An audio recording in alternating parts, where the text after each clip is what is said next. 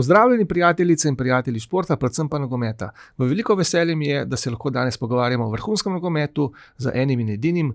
V naši družbi je Sašo Udovič. Živijo, Rok, hvala za povabilo, lep pozdrav tebi in seveda vsem, ki naju ali naju bodo poslušali.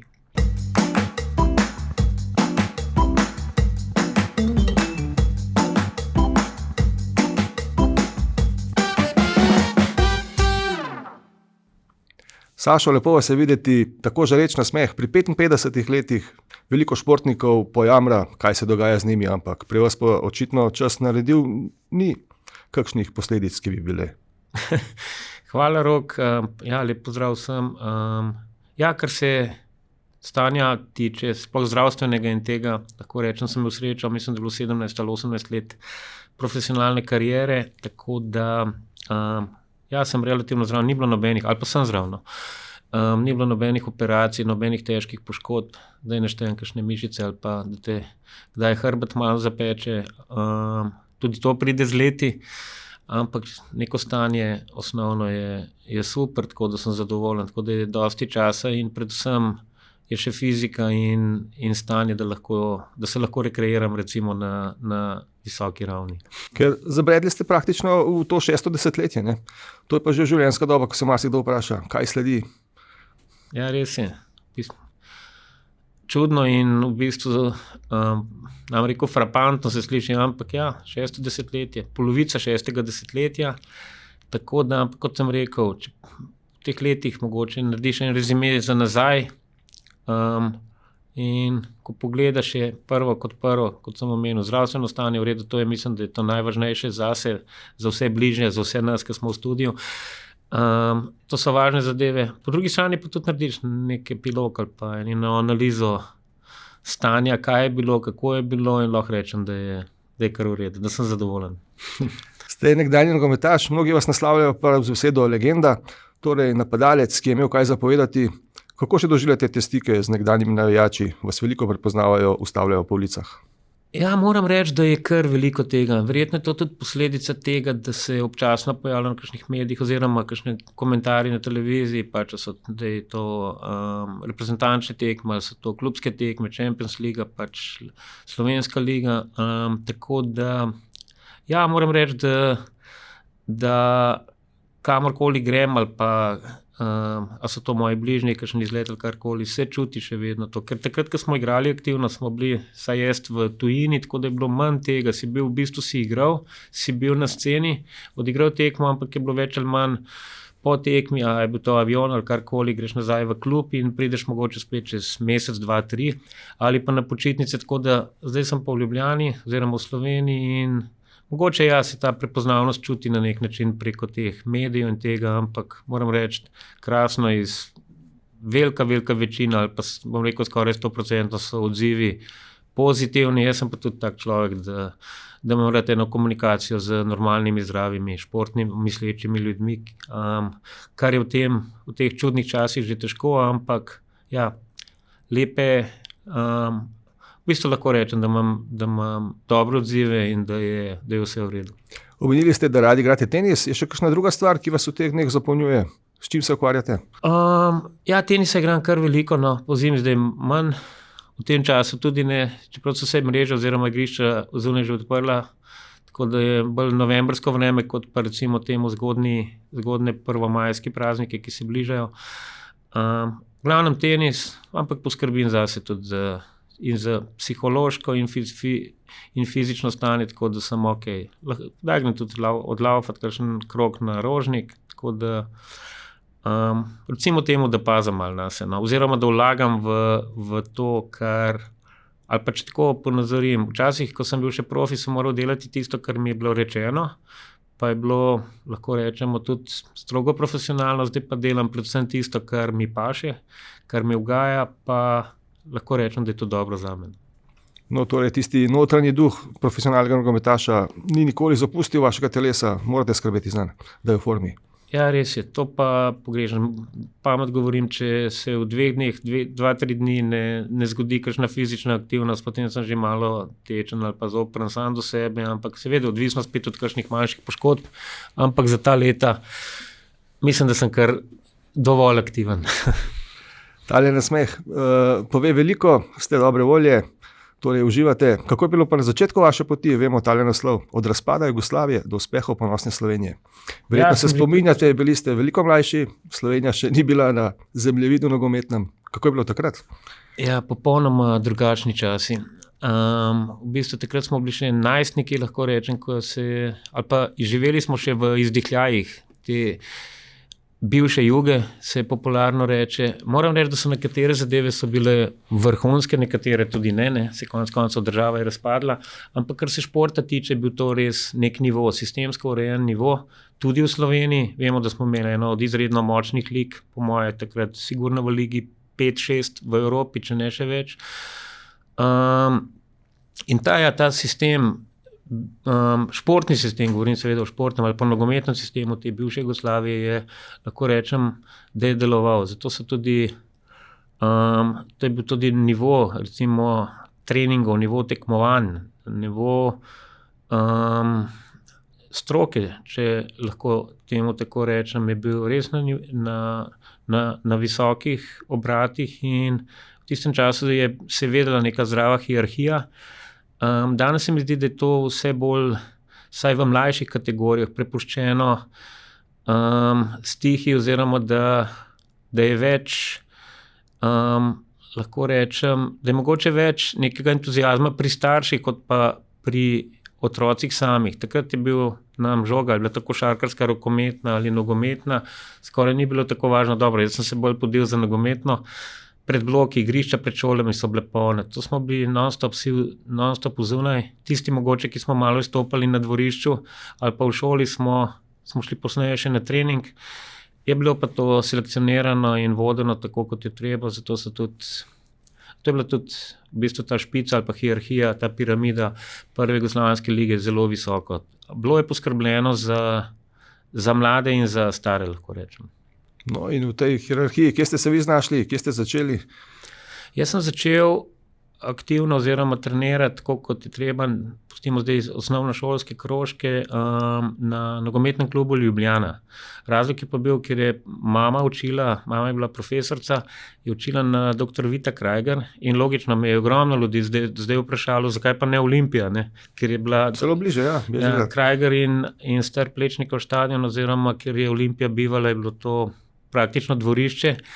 Ampak sva z mojim sošolcem, znanim kirurgom, Urošem Mahčanom, verjetno ga javnost pozna, sva bila sošolca in naj nogomet zanimal, on je bil tudi blizu šole doma, jaz sem se vozil z Viča in nekako je bilo potem, on je bil pa ravno pri progi, pri nogometnem klubu Ljubljana, tako da sva nekako prvi trening sva šla na nogometni klub Ljubljana, tam ostala in ostalo je pa vse zgodovina, bilo je lepo. Se pravi, začeli ste kot železničar. Ja, lahko rečemo, ja. In tisti zvoki vlaka še vedno preganjajo. Pa še vedno ga vidimo, naprimer, zdaj tam gostuje nogometni klub Bravo, ne, in ja, po vseh teh letih, takrat je bil zgrajen nov stadion po nekaj letih, mislim, da za Evropsko prvenstvo v atletiki, ali mediteransko celo, ali balkansko, ja. V glavnem jaz sem začel, oziroma z Urošem sva začela takrat trenirati, mislim, pri 8, 9, mogoče 10 letih. Bila je še stara lesena tribuna. Ja, vlak se je poslišal tako in videl tako takrat, kot zdaj, ko rečemo, koliko 40 let ali pa več. Kasneje se pravi, manjka še nekaj, kar se infrastrukture tiče, tudi, imamo Stožice, ampak nasploh v Sloveniji mislim, da imamo še veliko rezerve v teh zadevah. No, sej, stadioni na vse zadnje so, ampak težava je, kako jih napolniti. Tudi tu problem majhnosti Slovenije, da je premalo prebivalcev. Res, če se vrnem takrat na tisto bivšo Jugoslavijo, je bila neka zdrava hierarhija, bila postavljena normalno, Olimpija v prvi jugoslovanski ligi, potem so bili Maribor, Koper, Slovan, kultni klub, Slovanu sem tudi igral, Svoboda oziroma bivši Mercator, to so bili klubi, da sem naštel samo mogoče 4-5 najbolj zvenečih v Sloveniji. Ampak takrat je v bistvu ta hierarhija bila tako postavljena, da je bila že prva slovenska nogometna liga je bila nek filter za to, da bi mogoče kdo prišel tudi do Olimpije, ki je bila v prvi ligi, do članskega moštva Olimpije. To je bilo pa izredno težko. Tako da se mi zdi, da danes mladi, pa ne me narobe razumeti, veliko lažje dobijo priložnost, ker je ta prva slovenska nogometna liga razdeljena po celi Sloveniji, višje lige ni. Takrat je bila le prva jugoslovanska, pa je bila druga jugoslovanska, pa medrepubliška, bilo je več teh nivojev tekmovanj, kjer so se mladi v bistvu lahko prebijali, ampak na malo drugačen način. V prvo moštvo Olimpije priti, to so bile sanje vsakega mladega nogometaša v Sloveniji takrat, ampak je bilo tudi izredno težko, ker je bil to res, ko rečem, vrhunski nivo nogometa. No, na vse zadnje ste toliko opozorili nas, da so vas v Splitu opazili, kako je prišlo pa do tega sodelovanja, da je vrgel oko na vas slavni Hajduk? Ja, to je bil pa mogoče splet okoliščin. Jaz sem takrat že po vojski, služil sem še bivšo JNA vojsko, kar ni bila... Verjetno kje v Severni Makedoniji, kot bi danes rekli. Ne, sem šel nekako po vezah v Karlovac, ampak je bilo še vedno, sem mislil, bo lažje, pa ni bilo. Bil sem po 8 mesecih prvič doma, tako da je bila kar dobra šola. Lahko rečem, da sem šel v to vojsko na pol razvajan, tako kot večina mladih fantov. Nazaj sem prišel, ne bom rekel idealen, ampak mogoče malo drugače mislečno. Smo dobili neko šolo. Je to drill, ta pravi? Ja, je bil, na nek način je bil drill, po drugi strani pa neka šola življenja, da ne vem, da spoštuješ neko hierarhijo, da spoštuješ določene zadeve, tudi na grd način ali pa na mogoče ne najlepši način so se dogajale te zadeve v tisti bivši JNA, ampak pogledam pozitivno, no, kar se tiče nekega odraščanja mladih ljudi in tako naprej. In ko sem se vrnil iz vojske, sem prestopil iz Ljubljane v takratni, mislim, da je bila NK Svoboda, bivši Mercator, to je bil kar ugleden klub v tistih časih, zdaj je mislim, da Marginah oziroma je v 4. ali v 5. ligi, kot da ne obstaja. In to me boli, no, naprimer Svoboda, Slovan, Lerija v 2. ligi, Slavija, ne vem, kaj se dogaja. To so bili kar kultni klubi takrat. Ne. No in sem igral za Svobodo, sem imel uspešno pol sezono za sabo, mislim, da sem bil takrat prvi strelec te slovenske lige, saj do zime, in potem se je nekako preko določenih ljudi je prišlo do zanimanja splitskega Hajduka. Vem, da so me prišli gledati na neko tekmo, ker takrat slovenska reprezentanca še ni obstajala, ampak je bila amaterska reprezentanca Slovenije.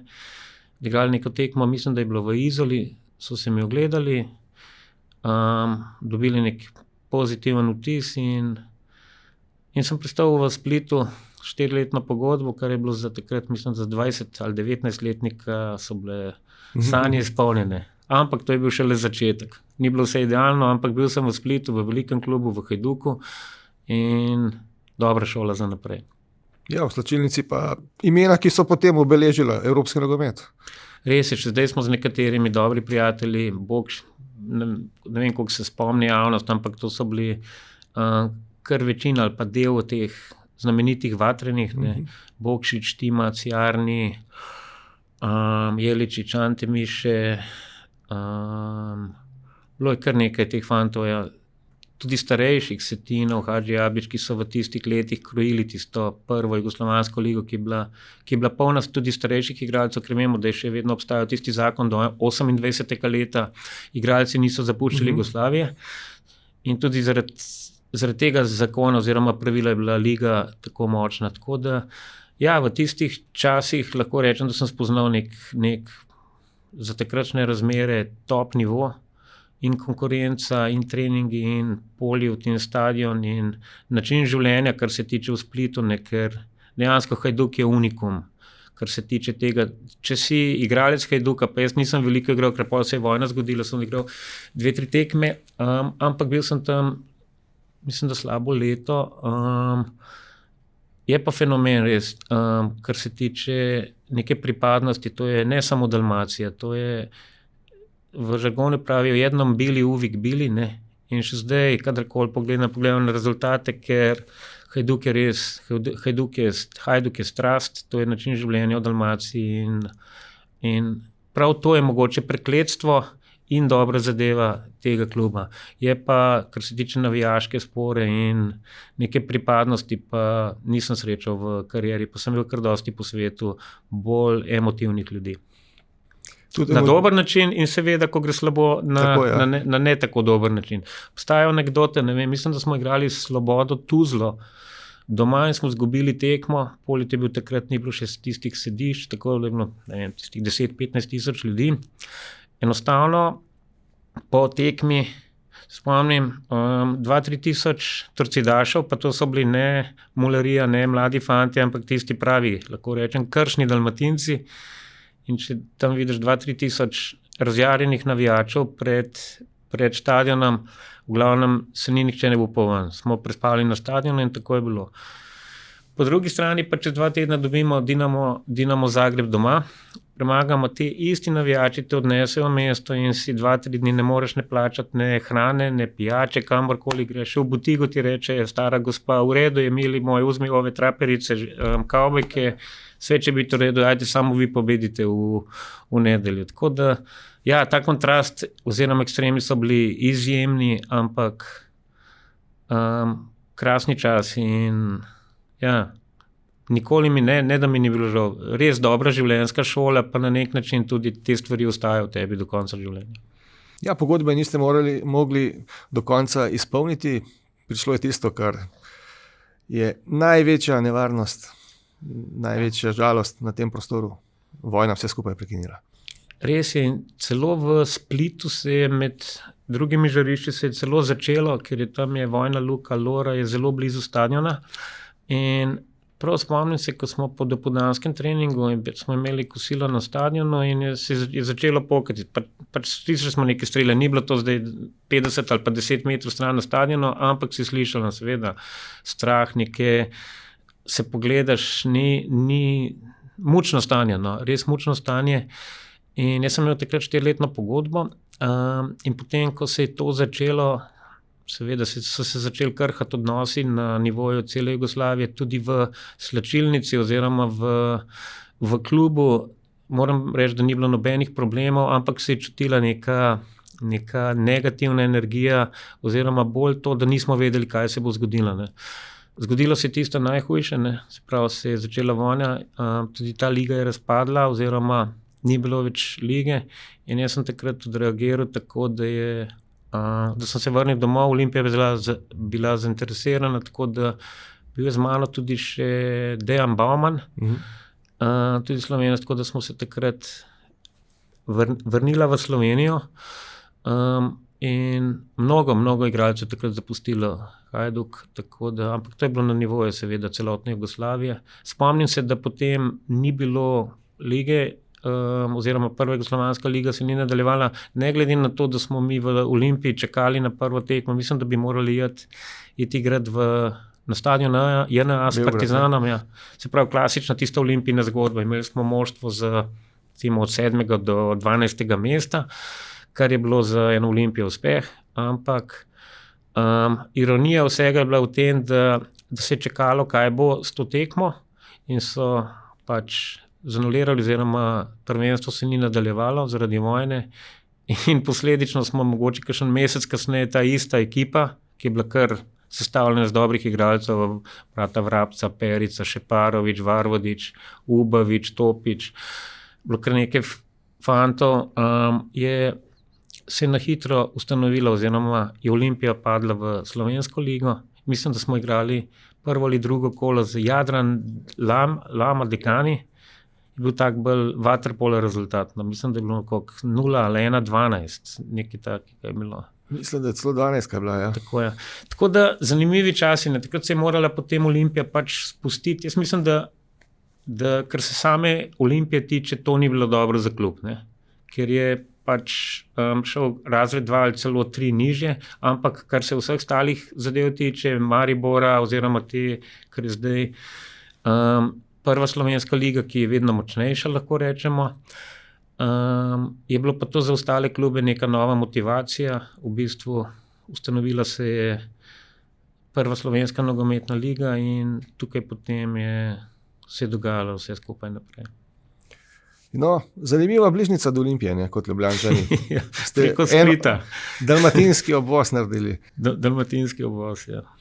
In potem pri Olimpiji so bila vrata odprta, ste dosegli praktično plafon slovenskega nogometa, tudi poziv reprezentancov je kmalu sledil. Ja, res je. In Olimpija je bila v bistvu takrat na neki prelomnici, ker trenerji so se kar hitro menjavali.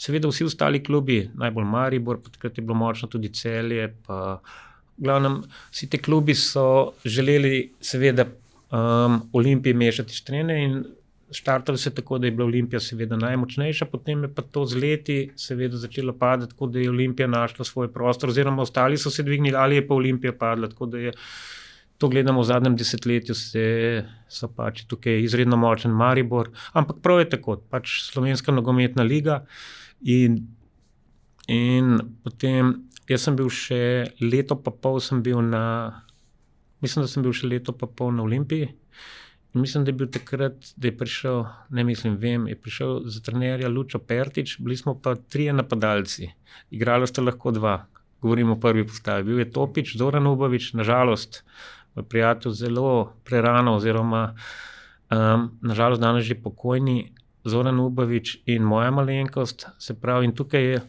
je bila neko vprašanje, kdo bo igral. In ko se je zamenjal trener, prišel je Luča Pertič, s katerim smo bili in prej in mogoče v tistem času, ne v najboljši, kasneje v dobrih odnosih, se je odločil za Topiča in Uboviča, seveda je sem moral iskati neko srečo druge, ker Olimpija je bila pa le toliko močnejša, da tisti, ki so začeli tekmo, so v bistvu celo sezono, če ni bilo poškodb, so bili več ali manj standardni igralci, ne. Tako da sem svojo srečo poskušal najti druge in v bistvu je bila to takrat najboljša odločitev verjetno v karieri, ker sem šel na Slovana. Na Slovanu sem bil leto pa pol. Imel sem srečo, da sem imel super sezono na Slovanu, ker sem bil prvi strelec slovenske nogometne lige in tako da je bila še tista prva uradna tekma slovenske reprezentance na Žaku, na Ljubljani proti Estoniji. Spomnim, smo zmagali 2-0, en gol je dosegel Samir Zulić, moj kolega iz Olimpije, pa drugega sem dal jaz, so bili pač nekateri ugledniki na tekmi in sem dobil poziv za probo oziroma za preizkus v Bevernu. Takrat, ne glede na to, da si bil prvi strelec slovenske lige, kar danes pomeni sigurno podpisana pogodba in greš nekam ven, to je takrat zadostovalo le za to, da sem bil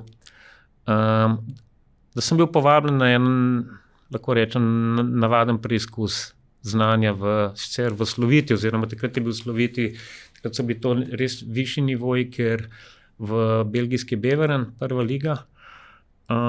Bilo je pa težje, predvsem zaradi tega, ker takrat so lahko igrali res samo 3 tujci, ne. Pamet govorim, v Belgiji je bil Nizozemec, Italijan ali Anglež tujec, ne. Se pravi, danes lahko igra, karikiram, za Olimpijo 20 Italijanov ali pa za Chelsea 20 Slovencev, ne, ker je pač ta Evropska unija. Takrat je bilo pa res to malo težje in klubi so zelo dobro razmislili, če so vzeli, oziroma katerega tujca so vzeli, ne. Ok, takrat mi je ratalo, da sem šel skozi. Je pa zanimiva anekdota, ne. Trener na Slovanu je bil pa Milovan Tarbuk, tudi pokojni že. In jaz sem takrat mislil kot prvi strelec slovenske lige, da sem pripravljen, da sem v super formi in vse, ne. Ampak vseeno mi ni dalo mera, tako da nisem šel na počitnice, vedel sem, da grem na probo oziroma na preizkus in sem trenerja prosil, če mi lahko pomaga v tej smeri, da narediva še neke mini priprave, da pričakam ta preizkus v Belgiji, recimo temu polno pripravljen, ne, fizično.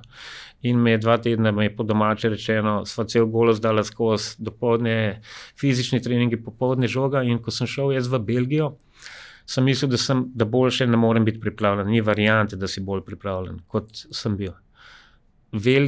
Velika napaka bi bila, če ne bi tista 2 tedna v bistvu izkoristil za to, da sem se pripravljal, ker sem s tem svojim fizično pripravljen sem bil tam med zadnjimi 3. Pa so prišli fantje na prvi trening. Ne. Se pravi, tukaj se je videlo, koliko je bila razlika v fiziki, v hitrosti, enostavno v fizičnih predispozicijah in pripravljenosti igralcev. Ne. Potem sem, recimo, mogoče po parih tednih sem jih nekako ujel, tehnično znanje, pa ostale zadeve pa niso bile sporne. Ne. Bi bilo pa vprašanje, kaj bi bilo, če bi prišel nepripravljen gor. Ne. Lahko je bila poškodba, lahko je bilo karkoli. No, glavnem, je steklo, podpisal sem pogodbo in se vrnil v Slovenijo čez 10 let. Ja, pravi legionar. Veliko držav ste obredli, vmes pa slovensko reprezentanco eno lepo pravljico podarili navijačem. Kako so bili te začetki reprezentanci, se pravi proti Estoniji so bili še te porodni krči, recimo tista tekma v Talinu, verjetno je bila organizacijsko še improvizacija. Popolna improvizacija, takrat je bil predsednik zveze, gospod Rudi Zavrl, ki ga mislim, da vsi spoštujemo, zelo spoštujemo, tudi javnost, ki se je znal na pravi način takrat obračati. Res je bilo, tako kot si rekel, je bila popolna improvizacija. Vem, da Johnny Novak je kar dosti manjši od mene, vem, da smo, pač dogajale so se te zadeve, da je dobil trenerko XL, ne, in smo vihali rokave in karkoli. Tako da je bilo, vem, da tiste prve drese proti tej tekmi z Estonije, ki sem omenil, mislim, da je naredil tale gospod Kancelja, Likvi Moli smo imeli še mislim, da je bil reklama na dresih, tako da dejansko ni bilo, ne. Ta zveza je imela takrat mogoče 3-4 zaposlene, danes jih je, ne vem, 100 ali karkoli, ampak po drugi strani je bilo pa prav poanta tega, je bilo pa prav to, da smo rasli mogoče dejansko iz nič, ne. In potem so se začele kvalifikacije, tisto, kar smo prej gledali na televiziji, enostavno smo morali odigrati mi.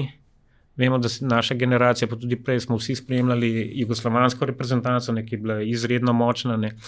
In po ključu seveda, to je bilo vedno tako, da je bilo mogoče 4-5 Hrvatov, 4-5 Srbov, kakšen bosanski igralec, pa mogoče tudi kakšen slovenski igralec, kot smo imeli legende, vrhunske nogometaše, stila, ne vem, Oblak, Srečko Katanec, Marko Jelznar in tako naprej, Danilo Popivoda. Se pravi, takrat del jugoslovanske reprezentance kot Slovenec je bil lahko le po ključu, pa še to si moral biti res ekstremno kvaliteten, ne. Ampak 1-2 in to je bilo to. Tukaj se je pa kar naenkrat pač kvalifikacije za Evropsko prvenstvo ali svetovno prvenstvo in Slovenija v bobnu in moramo igrati s temi trenerkami, s tem, kar imamo, s 3 zaposlenimi in zdaj, če se dostikrat se pogovarjamo fanti, ki smo bili kar 10 let ali pa mogoče še več v tej reprezentanci, kako se je začelo in ki je danes reprezentanca, ne, to so svetlobna leta razlike, ne. Ampak normalno, se gre vse naprej. Edini, ki je stalnica, ki je bil že od začetka, tam je bil famozni ekonom Benčič Čine, tako da on je pa res bil od prvega momenta tam pa še vedno je vključen v delo reprezentance in on je prava enciklopedija z ogromno anekdot, ki smo jih preživeli skupaj. Ne. Je bilo pa res, drugače je bilo, ampak po drugi strani je bilo pa lepo. No. Ampak že prva tekma so prišli Acuri, ko se je šlo za res, ne, kvalifikacije Maribor. Ja. Igrati proti takim zvezdnikom, kar čez noč.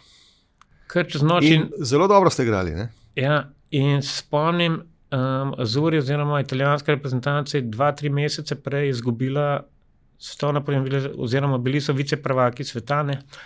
Mislim, da so izgubili z Brazilci v Ameriki na svetovnem prvenstvu in to po 11 metrov, ko se spomnim, da sta Baresi pa Baggio sta zgrešila 11 metrovke in čez 3 mesece igramo, mislim, da je bil september, igramo mi z istimi Italijani. Prva uradna kvalifikacijska tekma.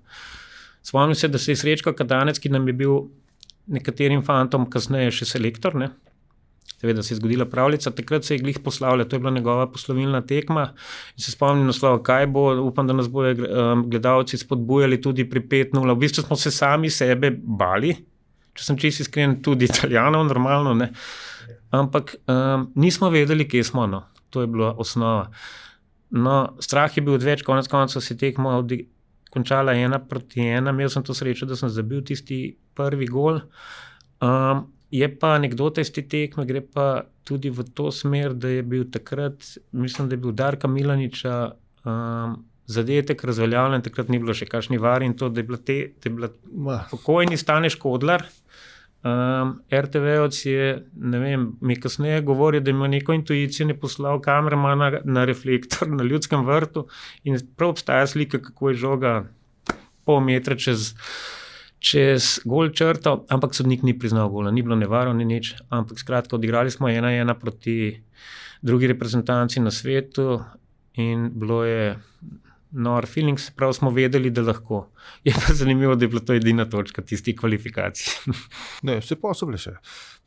To je bilo potem, ne? Ja, to je bila druga potem. 98, ja. Ne, tiste prve kvalifikacije smo odigrali, lahko rečem, za outsiderje in za reprezentanco, ki se je prvič začela sploh igrati te kvalifikacije, je bilo vse v redu. Ni bilo tistega nekega zanosa, kot je bilo kasneje ob euforiji, ker Slovence moraš le prisiliti v neko euforijo z nekimi rezultati. Ampak bilo je lepo, ja. Z vsemi porodnimi krči, z vsemi kompromisi, ki smo jih sprejemali, smo bili fantje veseli, ponosni, da lahko igramo proti velikim reprezentancam in počasi je vse skupaj, smo vsi skupaj rasli. No. Tako zveza kot fantje, kot ves stav, ki je bil obkrožen. Prvi strelec zadetka proti Italiji, ampak tisto, kar je sledilo na tekmi proti Islandiji, je bilo pa za anale. Na videz navadna prijateljska tekma, ampak kaj se je zgodilo? Slovenija je zmagala 7-1 in kdo je dal 5 zadetkov? Ja, nora tekma, res nora tekma, mislim, da je bilo na Malti. Ta Rotmansov pokal, kamor je Slovenija, ker mislim, da je bila povaljena še zdaj, ne vem, če še obstaja, ampak mislim, da smo bili tam 3-4 kot gostje. In zanimivost je bilo, da takrat je bil selektor dr. Verdenik in pri tekmu so bili Islandci favoriti, ne. Bil je še tisti Gudjonsen, oče tistega Gudjonsena, ampak je tudi igral za Barcelono, tako da pri tekmu so bili, ne vem, stavi oziroma poli so bili nastavljeni tako, da je bila Islandija favoritne. In potem se zgodi, mislim, da so celo povedali 1-0 na tisti tekmi, mi smo bili že pred tekmo zadovoljni, samo da ne zgubimo veliko, karkoli. Pa se pa zgodi res nora tekma, ker se zgodi verjetno enkrat v življenju napadalca in jaz sem imel to srečo, da se je to zgodilo v reprezentančnem dresu. In zdaj, če karikiram, bil je hat-trick v 7 ali 10 minutah. Skratka tekma, ko se obrneš stran, pa te zadane v glavo in se odbije v gol. Ne. Ok, nekaj sem jih tudi pospravil, tako kot je bilo treba, ampak ja, bila je nora tekma. Mislim, da je še zdaj to rekord. Ja, absolutni. In dobil sem takrat tudi plaketo. Dobil sem tudi priznanje, mislim, da je takrat je bil Blatter, Blatter še predsednik FIFA, ne UEFA, se mi zdi. Tako da sem dobil neko plaketo za teh 5 zadetkov golov na eni tekmi in ja, poseben dan. Ampak za napadalca 5 zadetkov, potem za 3 dobiš žogo, kaj pa dobiš za 5? So kakšni rituali? Ne, nobenih zlatih gor ni bilo nič, ampak ja, je bil pa dober občutek, sigurno. Ne. In potem po tisti tekmi se je bilo zbuditi naslednji dan malo drugače, ker so povzeli to vest tudi mnogi mediji po svetu, ne zaradi tega, ker je pač igrala ena Slovenija proti Islandiji, to je za recimo, ne vem, za ameriške medije ali pa angleške ali pa francoske, relativno nepomembna stvar. Ne. Samo sem dobil takrat, ker ti se reče linki ali pa karkoli, obvestila, da je šlo posod po svetu, ja, ker 5 zadetkov na eni reprezentančni uradni tekmi je pa, moraš imeti pa dosti sreče, da se ti to zgodi. Če bi to dosegel leta 2024, mislim, da bi socialna mreža pregorela, ne? Ja, mogoče, verjetno. Takrat še ni bilo tega, ni bilo mobitelov, ni bilo nič. Smo se slišali po telefonu, si res dal 5 golov? Ja, 5 golov. Ja, kako, nič ne vemo. Ok, se bo jutro. No, so pa določeni vaši bližnji, ne, delali, zapisal vas, mislim, da mama. Ja, mama je pa rezala vse časopisne. Mama je pa spremljala moja kariera, to je bil v bistvu in hobi, kasneje celo služba, tako da se moram na tem mestu malo upravičiti vsem športnim delavcem, predvsem novinarjem, ker mislim, da jih je kar dosti klicala, lahko dobim izvod istega, tako da doma, ko sem prišel, ker sem bil v tujini, ne, so te kupi časopisov samo rasli in v moji sobi je bilo to že tako kot, da bi, ne vem, če se pošali malo, kot da bi odpadni material oziroma papir Včasih je bilo to popularno, ko smo zbirali star papir. No. Ja. In je bila soba res polna starega papirja oziroma člankov, karkoli je bilo v zvezi z mano in ja, to je zbirala, bil je hobi in če sem iskren, sem potem leta zatem sem tudi kakšen članek za nazaj prebral, ker v tisti goni oziroma v aktivni karieri mogoče ni tudi veliko časa ali pa energije za to, da bereš stare zadeve. Potem, ko si pa starejši, je pa to lepo. Sej po Belgiji je prišla Švica, ampak verjetno tisto najslajše je pa bilo, ko ste se z reprezentanco uvrstili na veliko tekmovanje. Ja, to je bil pa, lahko rečem, tisto ti postane do konca življenja. Evo, zdaj, če se spomnim na to, grejo dlake po konci. Ampak kjer spomin se najprej prikličejo? Najprej pa kje? Ena refleksija oziroma en spomin, ko se spomnim na našo uvrstitev, je absolutno kijevski večer oziroma tekmo v Kijevu, kjer smo šli mi smo šli tako ali tako v to tekmo dodatne kvalifikacije z Ukrajino, itak noben ni verjel, da je Slovenija zmožna iti. Bili so takrat tudi drugačni pogoji. Samo 16 je bilo, mislim, na Evropskem prvenstvu, tako da je bilo drugo mesto v kvalifikacijski skupini v bistvu samo povod, da si igral dodatne kvalifikacije. Mi smo izvlekli Ukrajino.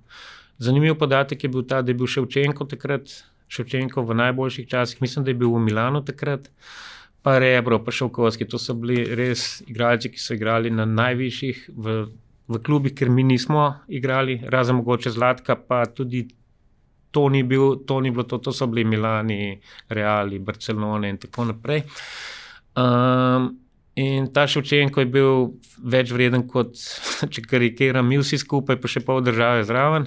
In seveda smo bili mi popolni underdogi oziroma outsideri v tej tekmi.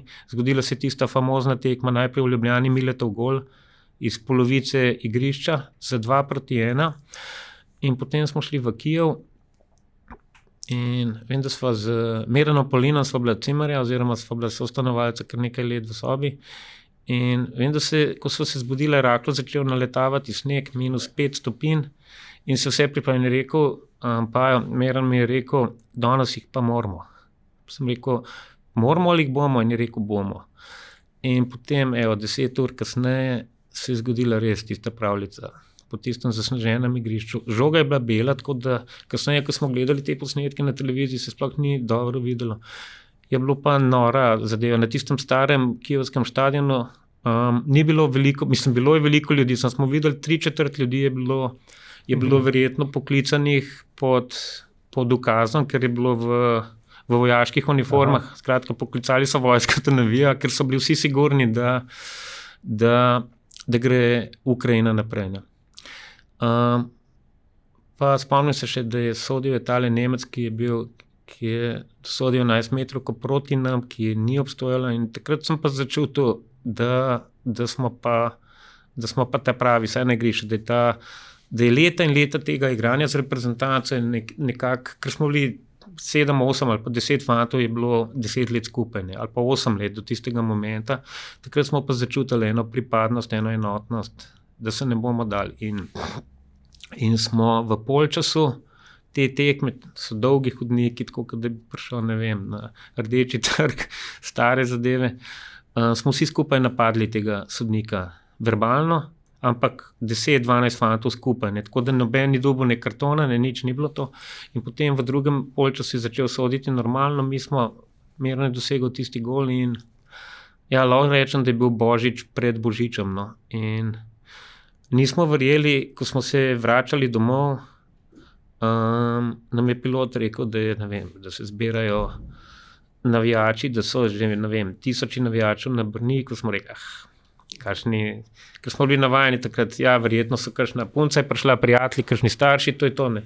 In potem res, ko je zakrožil nad Brnikom, ne vem, 1:00 zjutraj, vidiš, kako so vsi dovozi do Brnika, vse polno avtomobilov, bilo je pa pol metra snega, ne. In potem, ko vidiš ti registracijo, ne vem, Murska Sobota, Koper, ob 1:00 zjutraj na Brniku, takrat dojamaš, da se je res nekaj zgodilo, ne. In te refleksije, oziroma ko se spomnim teh te uvrstitve je tak mix feeling, od te kijevske tekme do sprejema navijačev, ker se je vse dogajalo spontano. Nihče ni pričakoval. Ne. Mislim, da so celo razbili takrat še stari Brnik, da so dobro, da smo hitro prileteli dol, ker so enostavno so bili nekateri že na pisti. Ne. In krasni spomeni. Jaz nisem šel domov oziroma v klub. Takrat sem bil v Lasku, v Lincu, v Avstriji. Vem, da me je klical trener, ki je bil takrat hrvaški trener, je bil Koljanin. Ni bilo najbolj profesionalno, bilo je pa lepo, no, ker Hrvati se niso uvrstili in rekel, da pač naslednji dan te pričakujem na treningu. To je bilo pa takoj, čez 2 dni. Ne. Tukaj pa veselica, ponos, krasne zadeve. Ne. Tako da sem rekel, bom prišel sem čez 3 dni, so me hoteli kaznovati, ampak me niso potem, ker je predsednik kluba prišel čestitati meni pa Željko Milinoviću, ki so skupaj igrala za Linz, tako da, ja, nore zadeve. No, to pa ostane do konca življenja v tebi in lahko rečem, da na ta način lahko rečem, da si res bogat, ker tukaj se pa nehajo denarji in mislim, ni valute, ki lahko kupi te občutke. In taka majhna Slovenija, ki so verjetno iz tekme do tekme podcenjevali, naredi tako odmeven rezultat. Ja, to je bilo to. Pa še nekaj, ne prvič, samo enkrat. Ne. Enkrat si prvič zaljubljen, enkrat se prva stvar zgodi, ali ne vem, ali voziš kolo, ali dobiš avto, ali karkoli se vedno zapomniš. In to je bilo prvič, ko nihče, tudi mi nismo verjeli, da smo sposobni tega in ko se to zgodi, je bila pa potem res euforija nenormalna. Potem 6 mesecev kasneje je bilo ta pravljica se je kar nadaljevala. Ne. Belgija, Nizozemska, ulice prazne, tiste famozne tekme, Jugoslavija 3-0, 3-3, Mihajlović, vse te zadeve. In zanimivo je bilo, da smo imeli takrat Plečnikov stadion je bil razprodan, mislim, da 1, 2 ali pa 3 leta. In smo se pripeljali na tekmo, uro pa pol, uro 45 pred tekmo iz Brda pri Kranju na stadion po. Ne? Mi gledamo, kaj pa je narobe. Je kakšna tekma, je predtekma, je kakšen koncert bil. Ne, enostavno. Takrat, če bi bilo lahko prodati, ne vem, 30-40 tisoč, bi verjetno Slovenci prišli. Ne? Je bilo pa veliko spleta okoliščin, neke volje, nekega garanja, konec koncev tudi sreče vključeno v to. Ne? Sam fenomenalni občutki. Mnogi pravijo, da je bil Srečko Katanec, ta gonilna sila, ki je v vaši miselnosti naredil en premik naprej, da ste na druge dimenzije zašpeljali. Res je. In Srečko Katancu, karkoli pač obstajajo kariere, sponi paci vseh nas, tudi Srečka, ampak on je bil dejansko ključen mož za to, da smo mi mogoče začeli verjeti na nek način, da smo zmožni uvrstitve, ki se je pozneje izkazala, da je temu tudi tako. Seveda so nekateri premlevali vedno spor Zahović, Srečko Katanec, karkoli. Jaz lahko rečem, da ta pravljica je bila seveda sproducirana predvsem strani Srečka Katanca, ki je bil šef, po drugi strani pa Zlatko bil izredno zaslužen, daleč prvi pred nami in škoda je bilo na nek način, sedaj bi se mogoče stvari malo drugače dogajale. Mogoče tukaj tudi malo tega rivalstva je šlo predaleč, kar se tiče Ljubljane pa Maribor. Jaz imam v Mariboru ogromno prijateljev. Če grem komentirati v Maribor, nikoli nisem imel problema. Tukaj smo na 100 kilometrih, pa so, ne vem, ali so to Dragonsi ali Viole ali karkoli. Pa sem navijač Olimpije, sem Ljubljančan, igral sem za Olimpijo. Ampak te stvari so šle potem tudi zaradi tega spora, mogoče malce predaleč. In moje, če bi zdaj z današnje perspektive, bi verjetno vsi akteri to malo drugače ocenjevali, ampak tako kot si rekel, Srečko Katanec in Zlatko sta bila ključna člena. Te naše pravljice, ostalo smo bili, seveda, vsak je moral zapolniti svoj mozaik, ki smo ga fantje uspešno tudi izpolnili, ampak ne glede na to, lahko rečem, da bom malo diplomatski, Srečko je bil idejni vodja in producent vsega, Zlatko je bil pa glavni igralec. Brez kogarkoli od njih dveh ne bi šlo. No, ko se spomnim tiste tekme, prva tekma na Evropskem prvenstvu proti Zvezni republiki Jugoslaviji, vodili ste 3-0, potem pa še tisti rdeči karton in kdo je bil v glavni vlogi? Ste se poslužili manjšega trika? Ja, pa ne bi zdaj vse, kar se je dogajalo, res je, 3-0 smo vodili, na koncu je bilo 3-3, lahko bi izgubili tekmo, ampak 3-0 smo vodili, pa še igralca več smo imeli. Ne. Jaz sem bil zamenjal pri 3-0, spet s prerano preminulim Sinišom Mihajlovićem, s katerim so bili kasneje v super odnosih in prej, pač nogomet 90 minut, borba, provokacija, jaz nisem ostal dolžan in se je zgodilo, kar je, ja, omenjeno so bile tudi, ko rečemo, vratniki, kragne, vse skupaj. In to ga je čist vrglo stira. V tistem momentu, ja, ampak če gledamo tako zdaj z te distance terminske ali pa toliko let zatem, je mogoče, da se v tistem momentu je bilo in razočaranje, in veselje, in ker pred tekmo bi vsi podpisali 3-3. Ampak kako se je ta tekma odvila in kaj je bilo in koliko zanimanje, konec koncev poželane, je mogoče prav, da se je to zgodilo, ker potem v naslednjem kolu mislim, da so šli Srbi oziroma Jugoslavija gladko ven od Nizozemcev, verjetno, mi bi imeli veliko večje šanse, možnosti, da se uvrstimo naprej, ampak bila je tekma, po kateri, evo še zdaj, koliko je to, več kot 20 let. Kasneje se vsi spomnijo, pa ne samo po rezultatu, pa kako se je gibalo. Enostavno to je bila prva tekma res na nekem nivoju oziroma prva tekma na velikem tekmovanju neke male države, kot je Slovenija, in res je bil ponos stati tam pred tistih, ne vem, koliko je bilo, 30-40 tisoč ljudi. Je pa zanimivo, kar se tiče tega prvenstva, ne, da so se vse neki tabuji ali pa tisto, v kar smo mislili, da je nemogoče, se je začelo dogajati. Naprimer, v Amsterdamu druga tekma proti Španiji, ne. Slovenija ima 2 milijona prebivalcev, Španci mislim, da 50-60 milijonov. In arena, stadion, ne, Ajaxov stadion v Amsterdamu je bil poln, mislim, da je bilo 45-50 tisoč ljudi. Špancov 5-6 tisoč, Slovencov pa 10-12 tisoč. Mislim, so se vse logike so se podrle. Ne.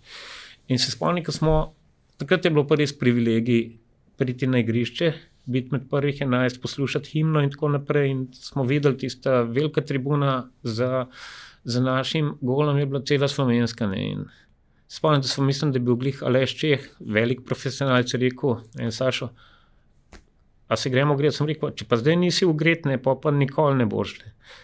Samo zaradi te energije, ki je vladala. Ne. Tako da, spomnim, smo se pelali po tisti dolgi ulici do stadiona, nekaj kilometrsko ulico, vse zeleno, belo, smo rekli, kaj je to?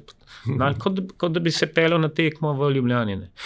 Mislim, ti se je bilo res del tega biti kot akter ali pa na tribuni, karkoli. Zdaj se pripravlja Evropsko prvenstvo, bomo akteri na tribuni ali pa doma za televizorji. To je bil pa res privilegij. No. Tako da tista euforija, ki je vladala kar nekaj mesecev, mogoče leto, 2, seveda z highlightsi oziroma s pravimi zadevami, s piko na i, kot so bile te tekme v Amsterdamu, v Charleroi, pa mogoče še tista tekma proti Franciji, ki smo igrali en mesec prej. To so bile, to se ti v trenutku se ti vrne vse, zakaj si treniral, vsa odrekanja, sneg, mraz, vroče, ne vem, trenerji, ki te ne marajo, ali pa če se ti kdaj zgodila krivica, to ti je vse poplačano v trenutku. No, tista tekma, ko ste vodili Francoze 2-0, in to že po nekaj minutah, je bil to najbolj nenavaden začetek vaše kariere? Ja, ti se bilo pa posebna zadeva. Francozi so nas povabili mesec dni pred Evropskim prvenstvom, pač neko malo Slovenijo, verjetno so imeli plan, da nam dajo 4-5, mislim, da grejo suvereno naprej na Evropsko prvenstvo. Bili so svetovni prvaki tudi kasneje, en mesec kasneje so bili Evropski prvaki. Ja, nora tekma. Mi smo bili pa takrat že v bistvu, smo bili pa in predrzni in samozavestni in karkoli. In noro, 10. minuta ali 15. minuta, sem, da ni 80 tisoč ljudi, 2-0 za nas. Zanimivo je bilo, da sva bila, jaz pa Željko Milinović sva bila iz Las Klinca, ne, in on je dosegel prvi gol, potem je centriral, sem jaz dosegel drugi gol, 2-0, 15. minuta, stadion tiho, lahko se slišiš med sabo, ker je prav zanimivo, sem, da je zelo akustičen stadion, ne, in ko zabiješ gol pred 80,000 ljudi, seveda, naših je bilo pa 100 ali pa 150 fantov, ne 1000, ampak 150 iz čarterja in slišiš za tistih 10 sekund, seveda se, kot da bi ugasnil zvok na stadionu, se slišimo med sabo 10 sekund, fenomenalni občutki. Ne. Sredi Pariza, Zidane pa kompanja, svetovni prvaki, potem smo zgubili tekmo v zadnji minuti 3-2, ampak je bila nek uspešen test, oziroma je bilo, smo videli, da smo pripravljeni za Euro. No. To je bilo to. Ja, Slovenija je dala veliko na ta izpit zrelosti, ta tekma je verjetno tudi pomagala. Ja, ste predstavili tako, potem smo šli na Evropsko prvenstvo tudi na krilih te dobre predstave proti svetovnim prvakom, da se nismo bali nikogar. Celo motiv je bil. No. Sej to je, v določenem momentu je ta generacija, ki je bila skupaj, ne vem, mi smo bili skupaj tudi, kot smo imeli, ko smo prej omenila 1 točko, ne. Ampak teh, lahko rečem, 6-7 fantov iz prve postave, zdaj, da jih ne naštejem, da ne bom koga pozabil, Milanič, Knaus, Milinović, jaz ne vem, Galič, Zahovič, Pavlin, Čeh, Rudonja. Smo bili takrat že toliko navajeni en drugega in toliko smo se poznali, neke kvalitete sigurno bilo, vsi smo bili, ali pa večina nas je bila v tujini, ne. In zanimivo, ni bilo važno, ali si bil v tujini, si igral, ali si bil v vrhunski formi, ali pa nisi igral, si bil na rezervni klopi. Z reprezentanco smo vedno dajali vse. Ne. In potem se je po teh 5-6 letih, mislim, so bile 3 kvalifikacije, se je zgodil Srečko Katanec, ki nas je pa enostavno nam je dal še tisti pravi impuls in potem so se dogajale te zadeve. Tako da smo, lahko rečem, dozoreli in še zdaj, ko nima veze, ali se slišimo, ali se vidimo kogarkoli iz te generacije, ko ga vidiš. Mi smo proglašeni kot neka zlata generacija, mi nismo nobenega zlata osvojili, se pa je nek status nogometa, se pa takrat premaknil. Jaz osebno sem vsakega fanta, ali je to Zlatko, ali Meran, ali Aleš, ali kdorkoli. Johnnyja Novaka sem pozabil, ki je bil absolutno eden od najboljših igralcev te generacije, je drugačen občutek. No. Ko vidiš ali pa slišiš se s kom iz te generacije, ti takoj v bistvu neke zadeve zaplavajo v krasne spomine. To so bili spomini, ampak letos je 2024 in novo leto za veliko tekmovanje.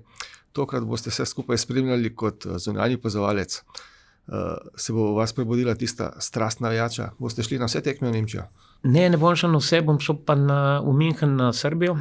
Mislim, da je 20. junija. Krasno. Lepše se ne bi moglo zgoditi. Nemčija, ki je relativno blizu.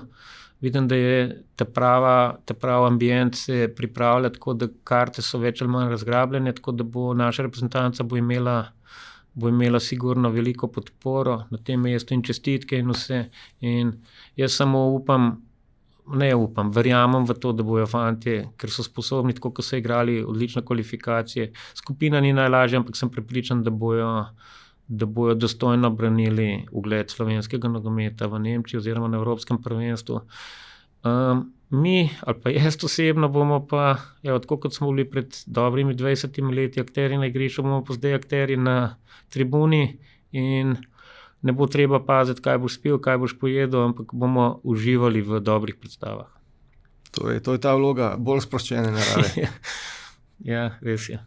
Kar se tiče Nemčije, dežela, ki ponuja marsikaj, pričakujete, da bi lahko Slovenija tudi malce premešala štrene Danski, Srbiji in pa Angliji in naredila tisti zgodovinski preboj v osmino finala? Sigurno, celo verjamemo to, seveda, to je šport, nekih garantov ni, skupina ni najlažja, to je dejstvo, ampak žreb je žreb, lahko so boljše, lahko so slabše skupine, tudi takrat pred daljnimi leti nihče nam ni dajal veliko priložnosti oziroma šans proti. Naše delnice so bile zelo nizko, kar se tiče nekih, Špancov ali pa Jugoslovanov. Izredno važna bo prva tekma, neugoden nasprotnik Danska, ne. Mogoče ne toliko atraktiven ali pa ne s tako veliko tradicijo, kot jo imajo, Angleži, Italijani, Nemci in tako naprej, ampak izredno homogena reprezentanca, ki smo imeli priča gledati tudi tukaj, ne. že 2-3 leta pod tem selektorjem niza velike uspehe, imajo svoj sistem, ne odstopajo od njega in so res na nek način kar meljejo. Ne. Ampak dokazali smo, da lahko igramo tudi proti njim. Ne. Ta tekma bo predvsem z psihološkega stališča izredno pomembna. Ne. Rezultate tekme za naslednje 2 tekme, ki sledijo. Ne. Se pravi, mislim, da je potem že Srbija, pa potem Anglija. Tako je. Tako da po drugi strani pa Anglija, velesila, ampak tudi proti Angležem smo že dokazali, da lahko igramo. Srbi sploh ne bom omenil, ker tukaj bo tudi motiv na največjem možnem nivoju. Smo odigrali slabe tekme, odlične tekme proti njim, tako da v tej skupini bo vse odprto. Še enkrat pa polagam, zelo, zelo veliko bo odvisno od prve tekme, v kateri lahko tresiramo neko pot, ki bo, lahko rečemo, ki bo začela dišati po osmini finala. Ampak tribune bodo pa polne, to bo spektakel, kot ga verjetno slovenski nogomet še ni pomnil. Na vsaki tekmi bo več kot 10,000 ljudi. Ja, res je. Takrat smo imeli mi tisto tekmo proti Španiji, pa so bili drugi časi, zdaj pa. Ja, pa ne samo to. Mislim, da bo tudi ogromno ljudi bo prišlo na samo prizorišče. Tako kot smo rekli, relativno blizu je vse skupaj, energija je prava, fanti so dokazali v kvalifikacijah, da so zmožni velikih stvari, ampak še enkrat počasi. Pejmo tekmo po tekmo, Danska je prva, ki je najpomembnejša. Preveč špekulacij mogoče ni na mestu, vse tako iz izkušenj govorim. Bolj ko začneš računati, slabše je, oziroma se nekje zalomi potem. Od prve minute proti Danski na zmago, pa bomo pa videli, kaj se bo dogajalo. Kako pa ocenjujete slovensko reprezentanco? Marsikdo reče, imamo kapetana Oblaka, v napadu Šeška, ampak so še verjetno številni drugi členi, ki delajo to Slovenijo tako dobro. Sigurno, dejstvo je, da sta Jan in Benjamin sta mogoče nekako v ospredju že po samih po nivoju klubov, nivoju nogometa oziroma medijev, ki jih spremljajo. Ne. Jan je sigurno med 5-6 najboljšimi vratarji na svetu. Njegova konstanta je neverjetna. To je dokazal tudi v slovenskem dresu oziroma v dresu s slovenskim grbom. Šeško prihaja, vedno močnejši, vedno boljši. Ne bi se pa strinjal s tem, da sta ona dva ključna in vse, ker ekipo vedno začne jih 11. Tako tudi pri naši generaciji nista igrala 1 ali pa 2, seveda sta bila 1 ali pa 2 mogoče zadolžena ali pa so bile njune kvalitete boljše ali pa v danem momentu bolj pomembne od ostalih, ampak vsak mora zapolniti svoj mozaik. Ne. Tukaj imamo fante, ki so kot ekipa odigrali celotne kvalifikacije, tako da so se zasluženo uvrstili in tukaj, če začnemo naštevati, je to Šporar, je to Gnezda Čerin, je to Obramba, je to Stojanovič, ali je to, ne vem, Jaka Biol. Imamo fante, ki so tako kot takrat v naši generaciji pač tvorili neko homogeno ekipo, fanti držijo skupaj in Jan in Benjamin sta samo, lahko rečemo, egzekutorja te kvalitete, ki jo pa kot ekipa absolutno imamo. In tukaj jaz ne bi govoril o moči slovenske reprezentance, kar se tiče Šeška in Oblaka, jaz bi govoril o moči ekipe, na kateri si lahko marsikateri favorit polomi zobe. Kaj pa ta uspeh reprezentance pomeni na splošno za slovenski nogomet, ker vemo, to so tudi klubske zadeve, vi ste veliko časa prebili v slovenskem klubskem nogometu, bo tudi tukaj premik na bolje? Ogromno sigurno, saj z vidika in javnosti, medijev, vsega skupaj, popularizacija nogometa. Ne. Sem prepričan, da v tistih 3 tednih bo nogomet v prvem planu,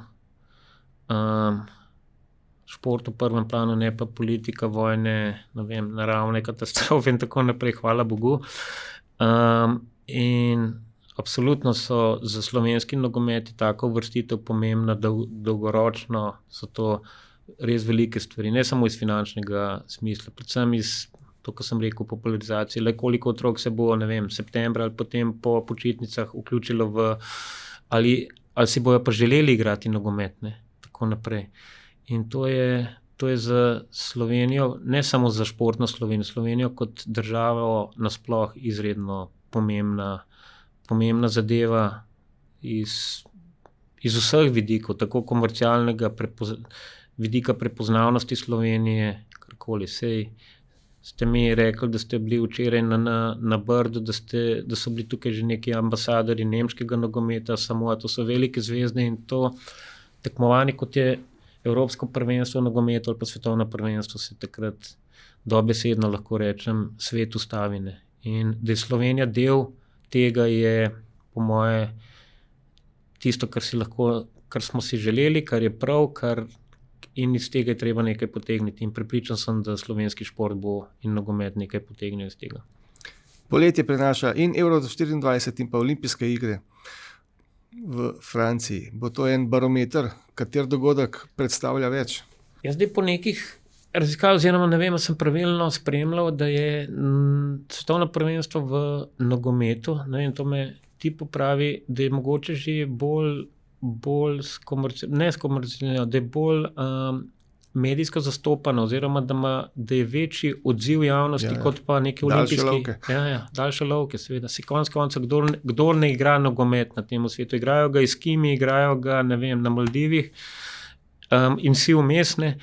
Tako da velika tekmovanja v nogometu je dejstvo, se svet ustavi v pozitivnem smislu za nogomet in zdaj, kar se olimpijskih iger tiče, absolutno praznik športa, čez vsa ta, lahko rečemo, že skoraj stoletja, ali pa dobro stoletje. Da bi pa zdaj primerjal nekatere te zadeve, je pa res, da prideta dva res velika tekmovanja v 2-3 mesecih, ne, skupaj, ne, v Parizu. Mene bolj skrbi, ne skrbi v tej smeri, kar se športa tiče, vse v redu, upam samo in verjamem v to, ker Francija je resna država, Nemčija je resna država, da ne bi bilo slučajno kakšnih negativizmov ali pa da ne bi kdo izkoriščal tako velikih dogodkov v kakšne negativne parole oziroma negativne smeri. Upajmo, no. Ja, Sašo, lepe besede, kot pravi športnik. Kako se pa tiče vaš in nogometa? Imate še kakšne načrte, kujete kaj za prihodnost? Bomo še kaj videvali v nogometnih vlogah? Ja, končal sem nogometno pot v nogometnem klubu Krka. Bil sem mislim, da je bilo dobro desetletje. Krasni, zdaj ponosen sem, da smo s sodelavci oziroma s klubom naredili kar lep preskok. Vezan sem tudi na novo mesto privatno, tako da je bilo to mogoče še malo več kot profesionalizem. Ampak v novem mestu smo spisali na zgodbo, prišle so tribune, reflektorji, umetna trava, kar se infrastrukture tiče, tudi mladinski pogon je na najvišjem nivoju zdaj, tako da imam lepe spomine na to obdobje, veliko sem se naučil. To je to, in kar se tiče Novega mesta in Krke, je bilo krasno obdobje, zdaj pa prihajajo novi izzivi. Nogomet je poln presenečenj, žoga se ne odbije vedno enako, tako da pustimo se presenetiti. So nekatere stvari, ki so mogoče v planu oziroma v etru so se začele dogajati, ampak pustimo čas. Bom pa sigurno ostal v nogometu. To je konec koncev moja ljubezen, moje življenje. Nogomet mi je dal, ali pa ta žoga mi je dala vse. Tako da se bom držal tistega, kar lahko rečem, kar me veseli, kar imam rad in mogoče tudi kaj vem o tem. Ja. Hvala za tele nogometne spodbudne besede in veliko asov pri tenisu. Najlepša hvala. Ja, kar se asov tiče, na servisu nisem glih najmočnejši, ampak fino. Hvala lepa. Hvala. Hvala.